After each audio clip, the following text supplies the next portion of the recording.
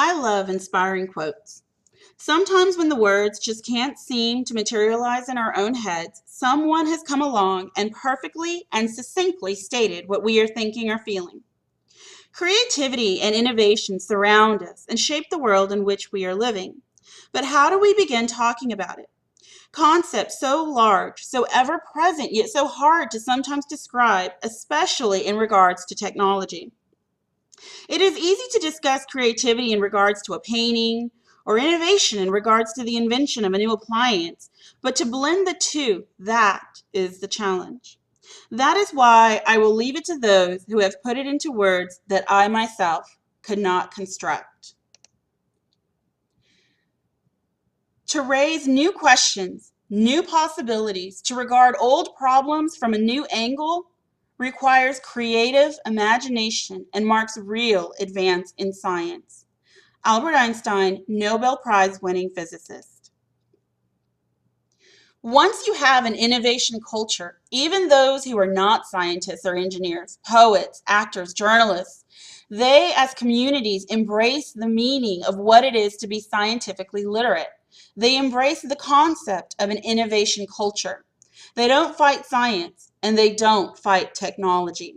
Neil deGrasse Tyson, astrophysicist and author. With those ideas in mind, I want to tell you a story. Four, actually. People who embodied the quotes mentioned before. People who understood what it means to be both creative and innovative. That these are not two separate entities like oil and water, but like chocolate and milk, good on their own, but great when mixed together. The first story is about a man named Walt Disney.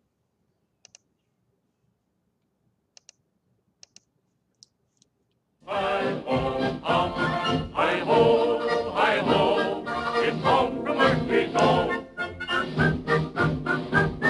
Hi-ho, hi-ho, hi-ho, hi-ho, hi-ho, it's home from work we go.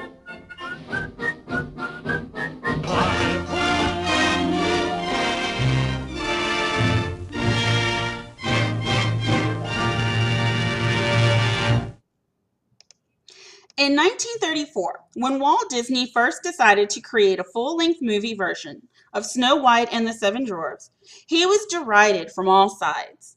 His staff, investors, and even his own brother and wife told him that no one would want to sit through an extended movie-length cartoon, that this was a foolish endeavor and would ruin him. However, Disney persevered because he had a vision. He struggled to borrow the $1.5 million he needed to make the movie, including mortgaging his own house to help finance the production. But when it premiered on February 21st, 1937, it was an instant hit. The film even grossed over $8 million, which was impressive for a country and populace still reeling from the Great Depression. Disney also won an honorary Academy Award for his innovative achievement, and even as recent as 2008, the American Film Institute lists Snow White and the Seven Dwarfs as the #1 animated movie of all time. My next story deals with two people, Lucille Ball and Desi Arnaz.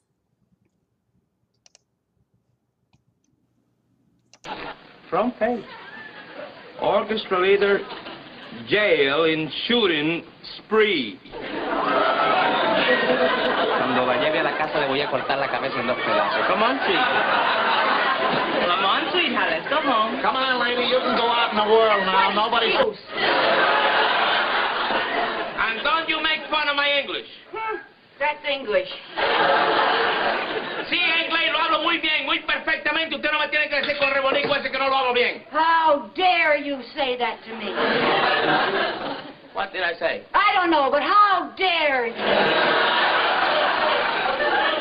I'll show you who gives in first in this family.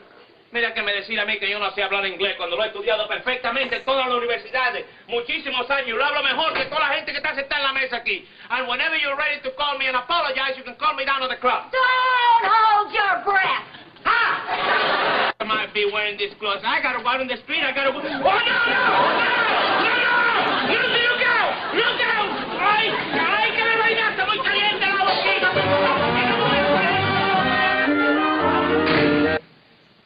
Ay, esta mujer está completamente loca. Casada por 10 años y todos los años se pone peor y peor y peor de la cabeza esta mujer. Well, Ricky, go ahead and tell them. El color del pelo de ella es lo mismo que el color del pelo en Cuba, ¿tú comprendes? Lo único que ella se lo conserva de esa manera con una henna rinse.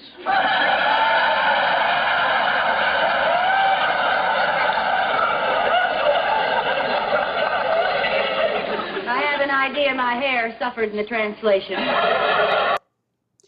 Lucille Ball, Lucy, a young dancer and actress, and Desi Arnaz, a popular Cuban band leader and musician, met in 1940 and married later that year. Unfortunately, though, by 1944, both were already entrenched in their careers, and the working apart started taking its toll on their marriage. In 1950, CBS approached Lucy about turning her successful radio show, My Favorite Husband, into a television show. Lucy agreed, but under the condition that her real-life husband, Desi, play opposite her. The studio was hesitant because they did not think America would want to see a white, all-American woman with a Cuban male lead. So to prove to the studio that the concept would work, Lucille Ball and Desi Arnaz used their own money and formed Desilu Productions, which was the very first independent production company ever created. Using their own funds, they created the pilot for I Love Lucy.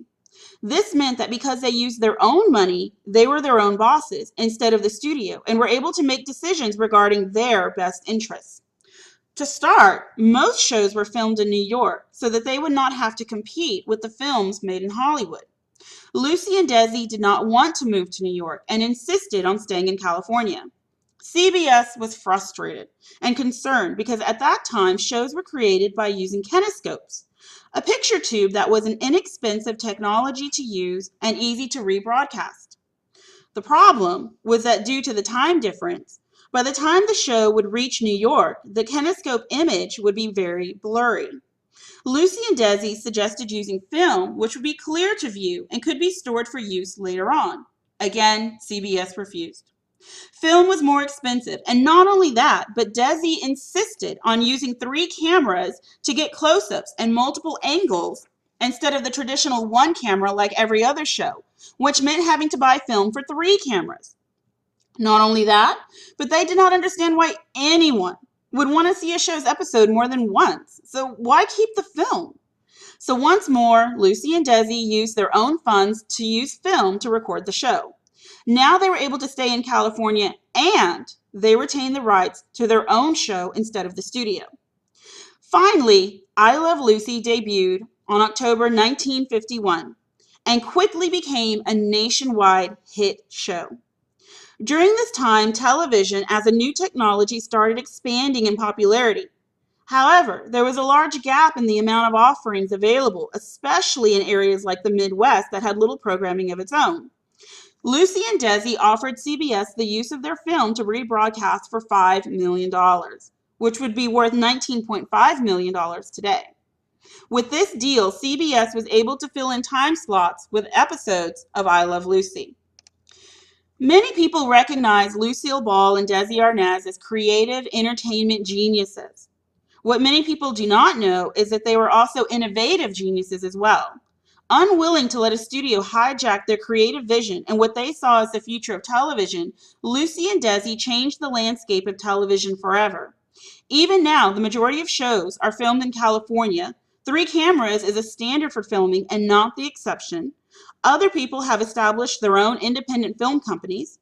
Shows contain characters married to other races, and most importantly, without Lucy and Desi, there would be no syndication to keep us entertained on a lazy afternoon, or what we know as reruns.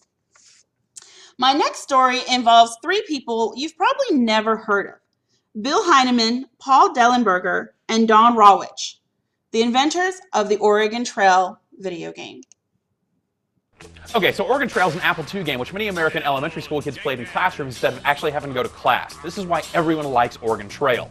Okay, in Oregon Trail you pick this dude. Just pick a banker, okay? Only bankers can make it to Oregon. Then comes the hardest part of the game, choosing 4 people to come along with you in your wagon. It's fun to pick names of your real friends, but since most of them are going to die a horrible death on the trip, make sure you can handle that.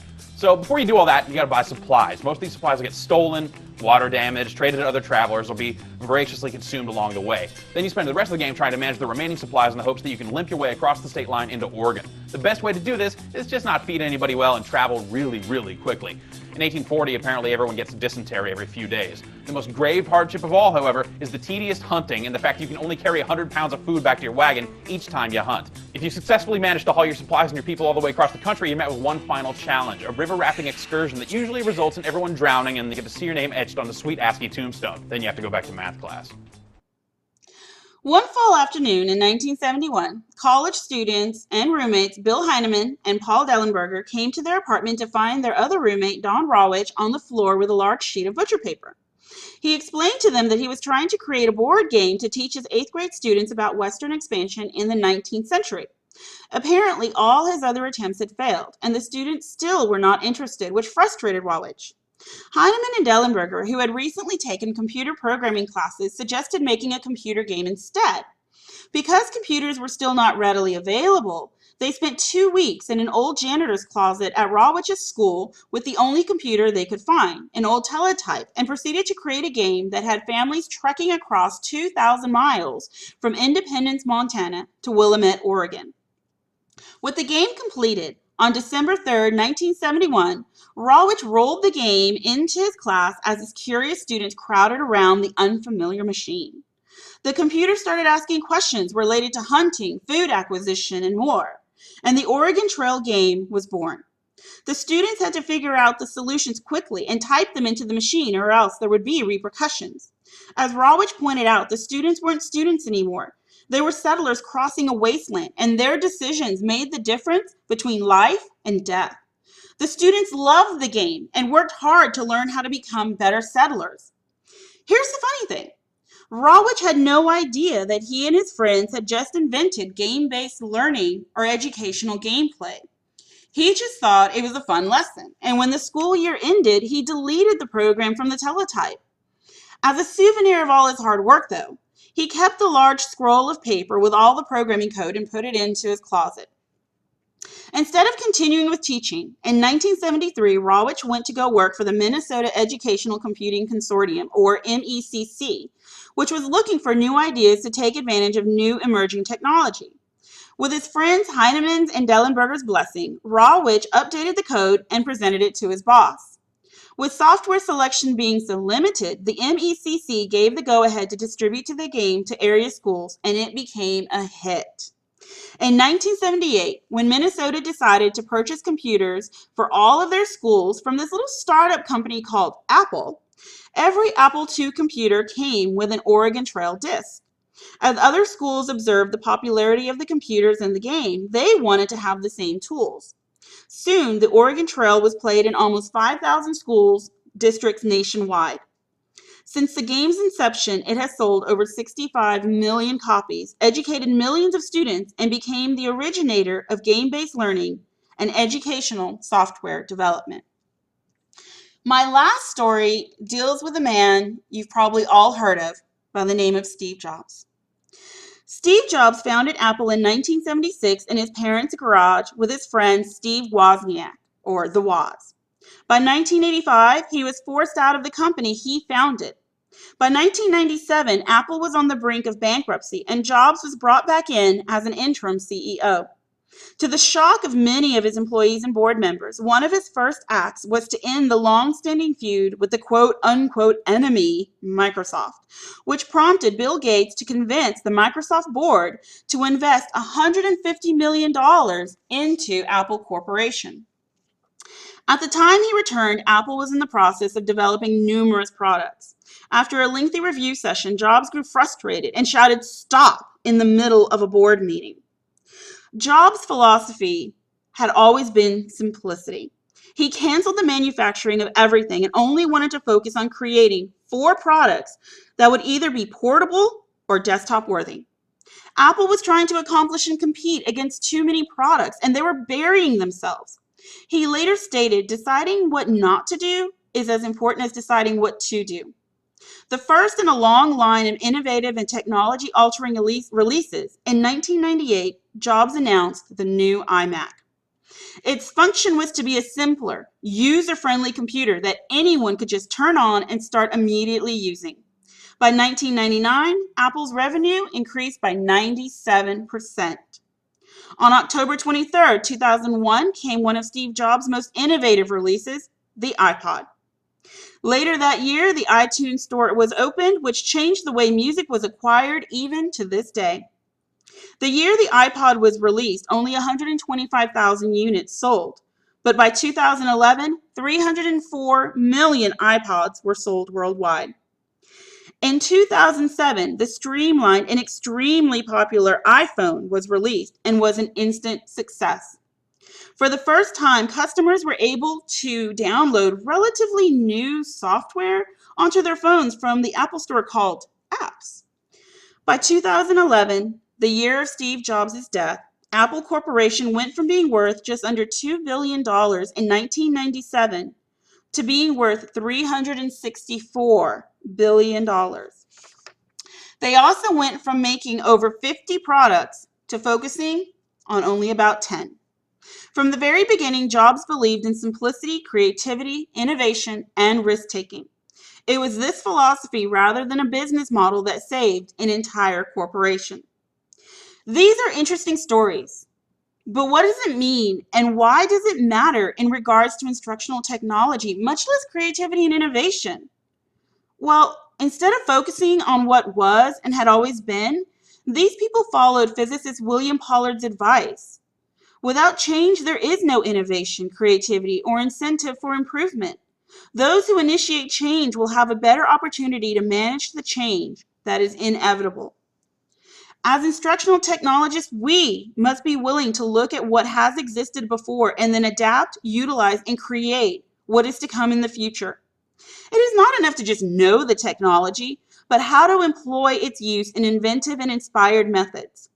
Creativity is not just left to the poets and painters, but to anyone who has an idea or a vision. Once that vision is set, then innovation can occur. I leave you with this ad from Apple from many years ago when they were defining who they were. Although it is a commercial, the words still ring true for anyone willing to express their creative and innovative sides and make unique things happen.